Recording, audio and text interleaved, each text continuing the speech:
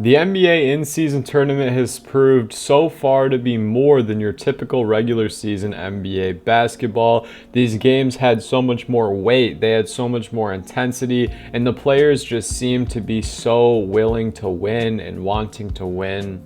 Multiple games went either into overtime or were decided by less than 5 points. We're going to be talking about 3 games that I got to really watch the big majority of last night. There was 7 games in the slate, so if I don't talk about your favorite team, I'm sorry. Leave it in the comments below, and I will be sure to cover them at some point this week. Again, I want to thank you guys for the support on the recent videos. Drop a sub if you're new. We are going to be uploading super consistently, probably every day or every other day for the rest of the season. Yes, you heard that right. So if you're an NBA fan like me and you just like to listen and talk hoops with people in kind of a good environment, leave a sub. First game I want to break down and talk about was the Golden State Warriors and the Oklahoma City Thunder. My initial thoughts were, wow, the defense was not here tonight. Obviously, when you see a score like 141 to 139, you kind of think to yourself and say to yourself, what was happening? Especially if you didn't watch that game. Well, the truth to be told on what was happening was both teams not only were hitting a lot of threes at a great clip, as the Warriors shot 45% from 3 and the Oklahoma City shot 51% from 3, but also in transition there was just so many baskets, guys, that were going on. Not to mention this game, I believe it started with Klay Thompson hitting a 3, Draymond Green hitting a 3, and then Dario Saric off the bench hit 4 threes. I mean, this game, it was an absolute shootout to start. If you're an Oklahoma City Thunder fan, you got to feel at least a little bit decent about this loss. Usually you're obviously never going to feel that great about a loss.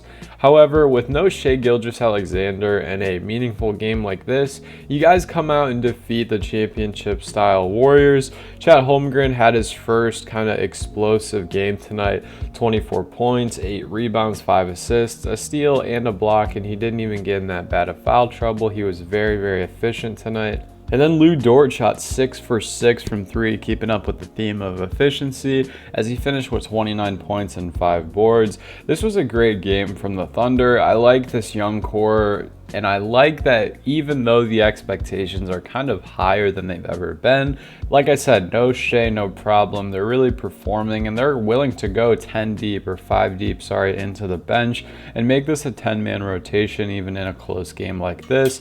There's a lot of trust here in this franchise, and I heard JJ Redick say it the other night on his podcast. I believe it was actually with Jalen Williams, because Jalen was on this week. He kind of asked him, what's it like to have the most pressure on this roster since the days with Kevin Durant and Kyrie Irving, or Kevin Durant and Russell Westbrook? Because if you guys really think about it, this Thunder team had no real expectation when it was just Russ. They obviously didn't have any real expectation when it was Paul George and Russ. I mean, some of us thought, they'd make a run, but after the Dame thing, that was completely short-lived. And then, obviously, with the Chris Paul era, nobody even thought they'd make the playoffs. I'm pretty sure it was a 2% chance, and then they did. But now you have a superstar, Shai Gilgeous-Alexander, one of the top 2 Rookie of the Year candidates probably this year in Chet Holmgren. Josh Giddey is absolutely amazing. Both the Jalen Williams are really good. Isaiah Joe and Aaron Wiggins are good off the bench. Guys, Lou Dort is an amazing shooter and defender. This team is just a ton of fun to watch, and they did really great tonight. As for the winners of this bout, though, the Golden State Warriors, Steph Curry at the buzzer to cap off a 30-point and almost triple-double, as he had 8 rebounds and 7 assists. Steph Curry and the Warriors look so fluent this year. That's the best way I can describe it. It's like water. It's like I'm watching the old championship Warriors get down there and make plays. Guys, everyone from Steph Curry all the way to Gary Payton and Moses Moody, the 9th and 10th men on the bench, looked absolutely amazing. Something I've been loving about watching the Warriors this season is Jonathan Kuminga's leap. He's been absolutely lethal in transition as a lob threat. He's extending his range. He's not really hitting those threes at the highest clip, but he's taking them, which is opening up his game when he's able to barrel into the lane, guys. Absolutely brilliant player. Andrew Wiggins last night did such a good job on the defensive side of things with Draymond Green. Kevon Looney, it's a shame he got hurt and couldn't finish this one out. I really do enjoy watching Kevon Looney work as the roll man and on the offensive glass.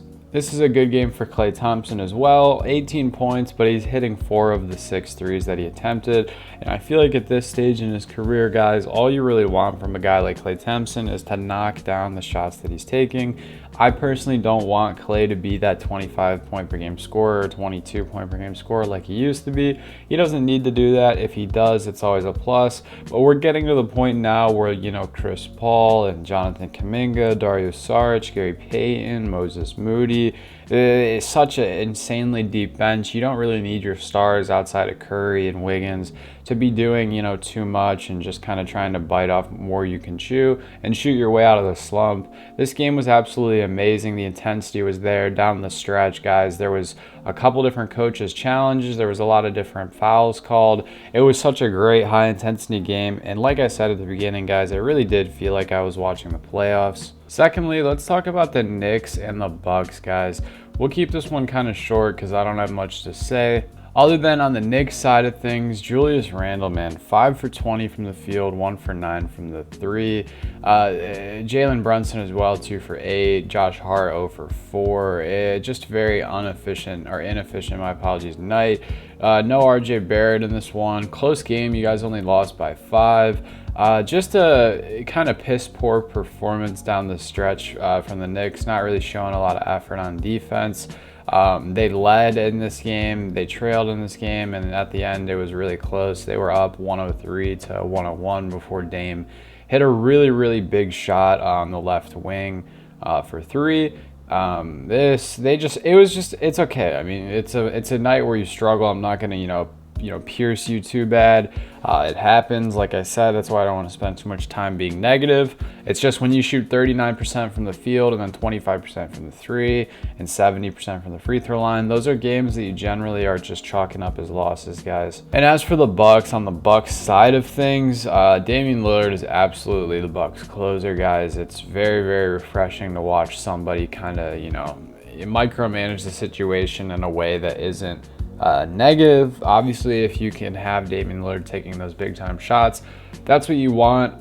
One thing I will say about the Bucks is they look very unselfish, guys, and last night they shot absolutely lights out from 3-point land. Just a crazy second quarter for them. Jay Crowder hit a 3. It was just going back and forth with the Bucks bench on the 3 points made. Hope Bobby Portis is feeling well after last night. He took a pretty big fall. Other than that, guys, great game from Dame, great game from Giannis. Brook missed a lot of go-ahead layups, but he did knock down 4 threes, and he had 8 blocks, so that is okay.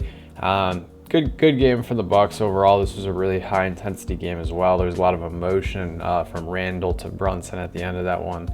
Sorry, Knicks fans. And finally, we have the game of the night, or at least the game I was looking forward the most. The Dallas Mavericks and the Denver Nuggets. I'll try to keep this one as quick because this video is already getting a little long. On the Mavericks side of things, Luka continues to dominate the NBA, continues to look like the MVP of this league. 34 points, 10 rebounds, 8 assists, guys. 9 turnovers, though. You really hate to see that out of your star player. But Kyrie Irving back in the lineup looked really solid, 22 and 7, pretty inefficient from downtown. Grant Williams did a good job playing his role tonight, but honestly, this is one of those games, guys, where you just chalk it up to outside of your star players, there really wasn't much help. No one off the bench scored double-digit points. They literally went 12 deep, searching for that guy off the bench, trying to kind of help this team. Outside of the Luka Doncic minutes, and there wasn't even very many of them. He played 38 out of the 48 minutes, guys. Again, this is just kind of similar to the Knicks. You just got outclassed. I mean, there's nothing you can really do about it. You just keep your head up and you look forward to the next game next December when you guys end up playing. And on the Denver Nuggets side of things, guys, Michael Porter Jr., absolutely amazing night. Same with Jokic, same with Murray, same with Aaron Gordon. Like, this is what I'm talking about. You just got outclassed, and that's fine. KCP came in, hit 2 threes off the bat. Jamal Murray had a little bit of a slow start, but picked it up in the 4th quarter. Jokic just dominated with a 33-point, 14 rebound, 9 assists night, guys. Michael Porter Jr. If he's having an efficient night, you're going to lose. I'm sorry, but you're just going to lose. It's that simple, guys. This Nuggets team, they're so well oiled. I used that word fluent when I was talking about the Warriors earlier. It's 110% true, guys. But what do you guys think? What are you thinking of this in-season tournament? Are you liking it? Are you not liking it? Let me know in the comments below. I appreciate you guys' support as always. Hope you have a great rest of your day. Stay happy, healthy, and blessed. Peace.